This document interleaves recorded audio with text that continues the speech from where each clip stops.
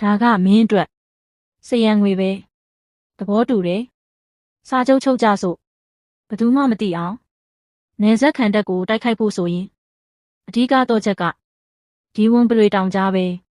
ဒီဝန်ပရိတောင်ကြားမှာစစ်တီ3000အခြေစိုက်တယ်လို့ရေးထားပေမဲ့ကိုရောလွန်ခဲ့တဲ့လကသွားခဲ့တုန်းကတော့အဲ့ဒီမှာယုံတွင်းတွင်ပဲရှိတာပါမင်းသားကြီးကမသိလို့ပါကျမတို့စစ်တပ်ကရုပ်ဖြတ်တာအင်မတန်တော်ပါတယ်အဲ့ဒီစစ်တီ3000ကယုံတွင်းအောက်မှာပုံနေကြတာပါနောက်ထပ်ငွေပြား9000ထပ်ပေးရင်မြောက်ပိုင်းဒေသ3ဆယ်နေပေါင်းချုပ်ကိုလက်ဆောင်ပေးပါဦးမယ်ကိုရောအားလုံးယူမယ်မြေပုံကလည်းကိုရောအပိုင်မင်းကလည်းကိုရောအပိုင်ပဲအဲ့ဒီလူရိုင်းက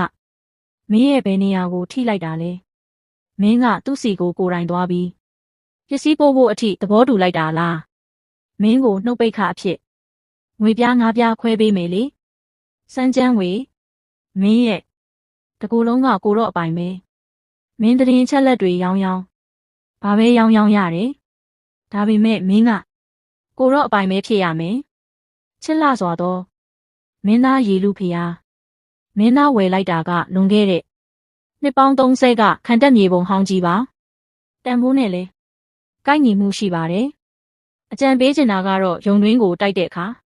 မောင်လောင်းအနီလေးတွေစောင်းသွားဖို့ပါပဲသခင်လေးတမန်ကိုအထဲဝင်ခိုင်းလိုက်ဒုတိယမင်းသားကြီးကျွန်တော်မျိုးကိုခေါ်ယူရတဲ့အကြောင်းရင်းကဘာပါလဲကိုတော့အလိုချင်ဆုံးကလက်တလောထွက်ထားတဲ့မြောက်ပိုင်းခံတက်မြေပုံနဲ့သူမကိုပဲသူမနန်းတော်ကနေထွက်ခွာနိုင်အောင်ကိုတော့ကူညီပေးမယ်ဈေးနှုန်းကိုကြိုက်တဲ့လောက်တောင်းကိုတော့နှစ်ဆပေးမယ်ရွှေငွေရတနာတွေလဲသူမစိတ်ကြိုက်ပဲ